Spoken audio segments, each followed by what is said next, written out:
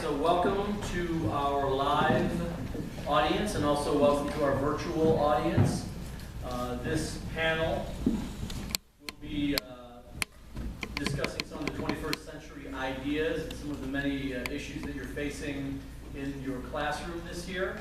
The genesis of this idea came from early conversations amongst the committee, the regional committee on the conference, and the desire to have something that our colleagues in all the disciplines could use and take with them from the conference. We're going to introduce ourselves in one moment. I'd just like to introduce myself. I'll be facilitating. I am a former New York City school teacher. I taught social studies in New York City, and currently I'm training theater education students, which is what sort of brings me to this table and spurs my interest in the situation. My role as facilitator, we're hoping that the panel part of this is only about 25-30 minutes, so that the remaining 45 minutes we can have a discussion. And we invite those of you who are streaming in live to tweet or send your questions through Facebook, and people who are here can actually just raise their hand and we'll call on you.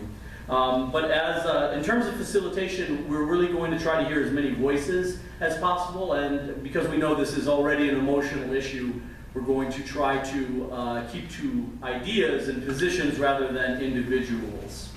So I just wanted to state that up front.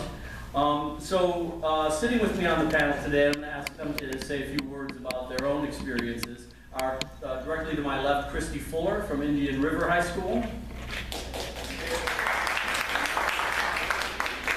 Georgia Ahrens from Liverpool High School.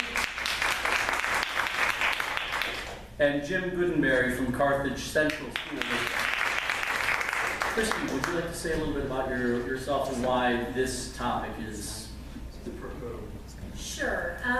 Again, I'm Christy Fuller. I teach at Indian River Central, and I have been a part of Nystea for a very long time, primarily serving as the curriculum and liaison to the state education department. So I've had the privilege and frustration at times of working all the way back from certification through the assessments, the development of the theater resource guide, and up through a lot of the initiatives that Nystea has really pushed for and come through for at SED. So I'm hoping that I can help you see kind of where theater's headed and where state education's veering and looking to in terms of theater. So I'll be the theater person speaking today. I'm Georgia Ahrens from Liverpool High School.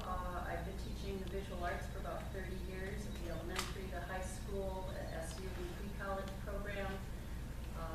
I've been networked with many amazing Central New York visual art teachers through Scholastics for about the last 25 years.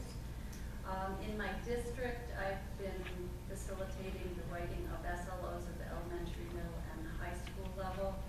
And as a department chair, I feel like I'm now playing the role of an educational leader, but also a therapist, anger management counselor, talking people down. Because once you spend 30 years in education, you realize there's always going to be something new around the corner. And my philosophy is basically like the Hippocratic Oath, do no harm. So try to do what's best for your students and your programs while still meeting the expectations that we're all dealing with right now. My name is Jim Goodenberry. I currently teach classroom music and theater classes, although I've taught at all levels. I taught music at elementary, middle, and high school. Coming here from a music standpoint, having spoken with several music educators, our district has tried to stay on top of this, having several meetings, both with contacts through regional BOCES and state ed departments and through NYSSMA. And we've come out with different answers each time as the state develops what they want this kind of assessment to be. And I just hope I can answer some questions in that area as well. Great, thank you very much. Christy is going to move over to our stage left to prepare the PowerPoint that she has put together, just to sort of put us all in the same ballpark about what language we're using, and to give us a sense of the work that she's been doing. And then from there, we'll go into questions. We have 3 questions for the panelists, and then we'll move on to open Q&A. However, if at any point during the PowerPoint or the panelists answering questions, if you have a question or you need a point of clarification, please feel free, just if you raise your hand, or if you're out there on the internet, just pop in your question or your comment, and we will, we'll field things as we go along as well, so that you don't have to sit in with a question for too long. Okay? So. Okay, great. I just want to say this before we get started. I know that later on, Jim and I both work on regional assessments over the summer, and we'll be able to speak to those later on. But one of the things that I have discovered that I think we all need to be very prepared for is that each district is a little different, because there are some elements of APPR that are district-based, that the district has some say in. So what works for Indian River and what Indian River is doing for certain parts of APPR might not be what's happening in your district. So while we'd love to have a pat answer and this is how it fits every district, that's not necessarily the truth.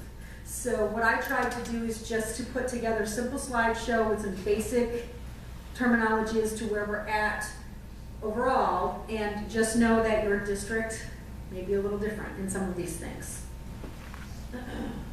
So race to the top is kind of what's doing, putting us in the position that we're in right now. And there are 3 major components to race to the top. The first component is the curriculum component, which primarily is the Common Core, which we'll talk about in just a minute. Most of you probably have some information on Common Core. The second is data analysis. Everything is going so that we can collect data. That's just a huge portion of what we have to do for the Race to the Top monies. And then the big thing that we're all talking about now, where the SLOs fall under, is teacher leader effectiveness, or APPR. So the Common Core standards, just briefly, I'm not going to read this all to you, but commissioners of education, governors, all from 48 states got together in all these different places, and they created Common Core K-12 English Language Arts Standards, Mathematics Standards, and 44 states have adopted these as of September 2011, including New York. So we're part of that. The initiative is state-led. It's coordinated by the National Governors Association and the Council of Chief State School Officers.